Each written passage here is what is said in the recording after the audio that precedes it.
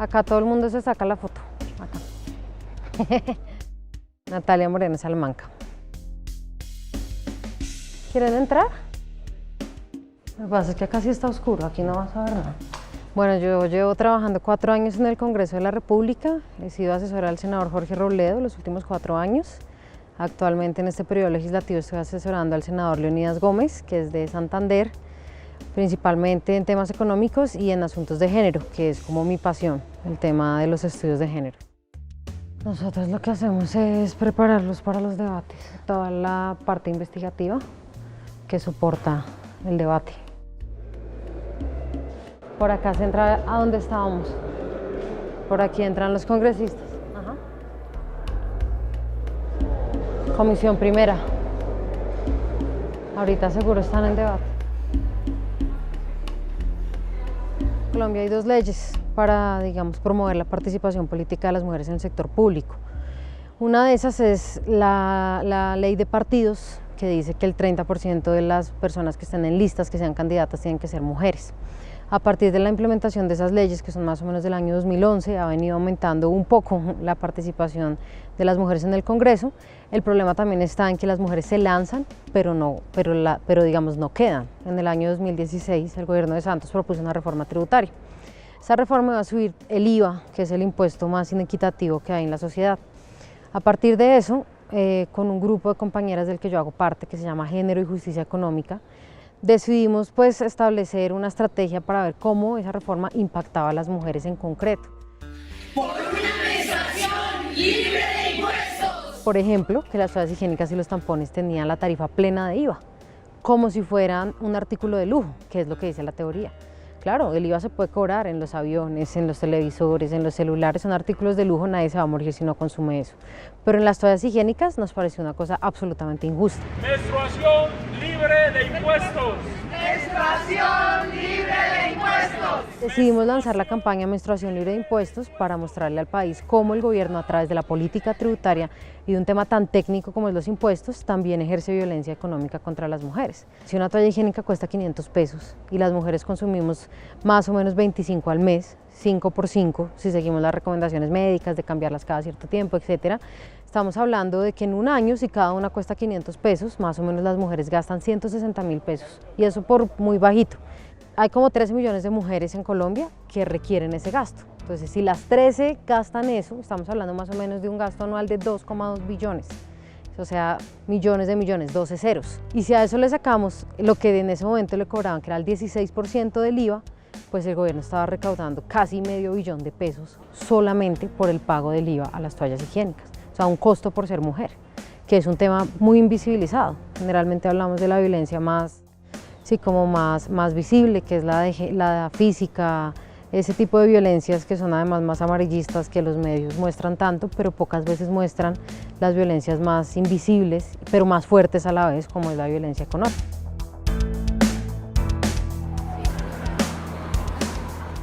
Uy, la Nacional es todo lo que soy. Realmente aquí conocí la economía. Cuando yo entré acá yo no estudiaba economía. Yo estudiaba administración de empresas, realmente estaba desubicada en la vida. Y entonces fue como salirme de la zona de confort de tener buen promedio ahí becado a la lucha con los economistas. Me di cuenta porque las primeras clases son de núcleo básico. O sea, contaduría, economía y administración tienen las mismas materias los primeros 2 semestres. Cuando introducción a la economía me encantó, me pareció más chévere analizar como los fenómenos generales que una empresa, ¿sí me entiendes? ¿Esto? Imagínate, 6 años viniendo 4 veces por semana, pero desde chiquita siempre quise jugar. Estuve en el equipo de Millonarios cuando era una pulga. Mi mamá dice que no sabe, mi papá falleció cuando yo era muy chiquita, entonces no. Ella dice que no se explica cómo de dónde surgió el tema. Pasé a otro equipo donde había una niña, era como por lo menos que haya una niña, para que sean 2, que era Oriánica Velázquez, que hoy es Selección Colombia. Después ya empecé a jugar en liga, en equipos como el Inter, ahí conocí muchas amigas, volví a Millonarios cuando sacó ya el equipo femenino. Ahí estuve un tiempo, fue mi primer sueldo. Allá nos pagaban, pues nada, como di tú 50.000 pesos o una cosa así. Soñaba con que uno podía ser futbolista, pero luego pues cuando fui creciendo me di cuenta que no, que en Colombia pues el fútbol femenino ahora está despegando, la brecha salarial es inmensa entre mujeres y hombres. Estaba súper demostrado y las chicas de la selección hace unos años lo denunciaron públicamente. Entonces, bueno, al final pues siguió siendo un hobby y aquí pues fue donde desarrollé ese hobby.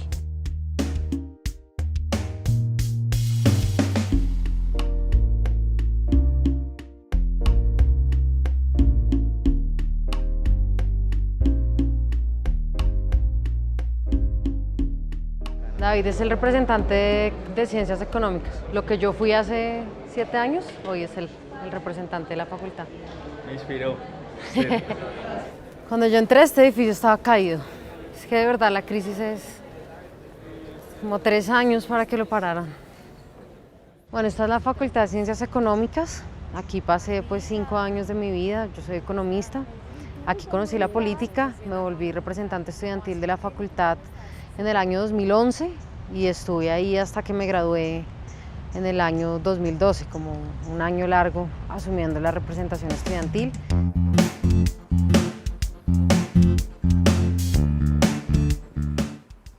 Digamos que lo primero es que la economía es altamente, digamos académicamente se dice androcéntrica, es decir, centrada como en la experiencia masculina.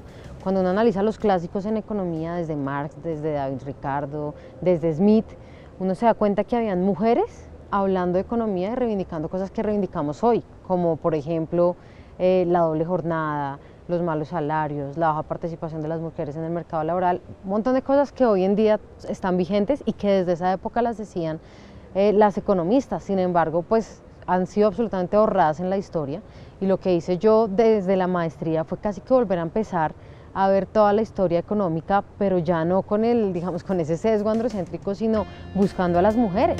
Y ahí están. Qué chévere esto, ¿no? Una memoria histórica de las movilizaciones de la universidad. Está chévere.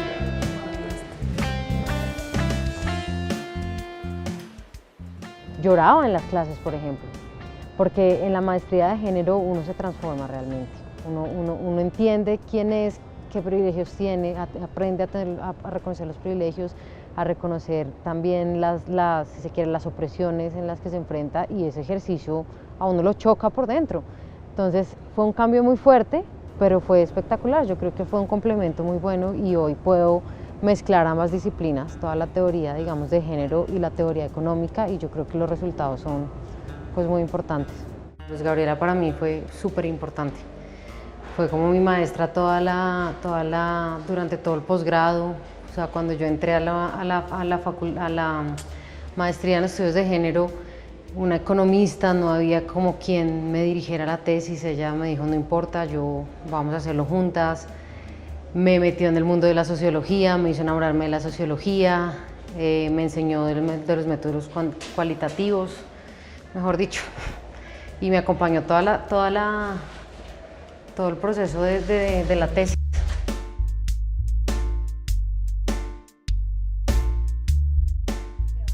Mira, esto es economía. Primer curso intensivo de género, macroeconomía y economía internacional. Este curso es súper bueno.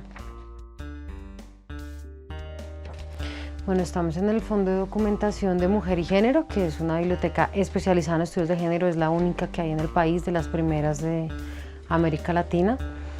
Tenemos lo que es la economía feminista, que es, digamos, desde donde yo me paro y desde donde hago mis planteamientos académicos, mis planteamientos políticos, mi militancia, etcétera, etcétera. Y de ahí pues todo lo que les he contado, menstruación libre de impuestos, presupuestos con enfoque de género, un montón de temas que se despliegan, que en 5 años tuve los ojos cerrados, empezando por ejemplo sobre el tema del trabajo doméstico, que eso fue mi investigación. En economía el trabajo del hogar, como no es pago, no es trabajo.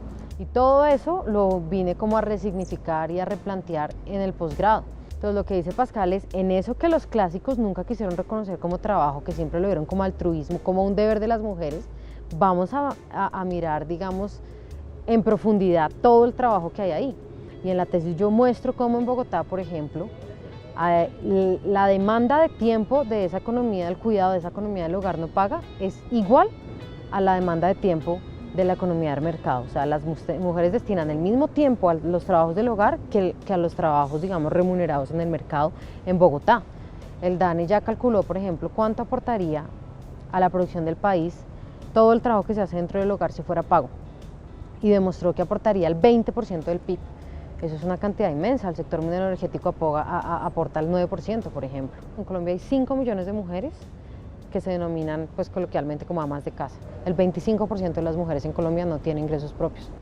O sea, para mí ese trabajo es el centro de la desigualdad económica de las mujeres. De ahí puedes explicar todas las brechas en la participación política, en la educación, en el mercado laboral, la brecha tecnológica, todo. Si este problema no se resuelve, si hombres y mujeres no asumimos este trabajo entre todos, no hay ni la mínima posibilidad de que las mujeres realmente tengan los mismos niveles de libertad o de equidad que los hombres.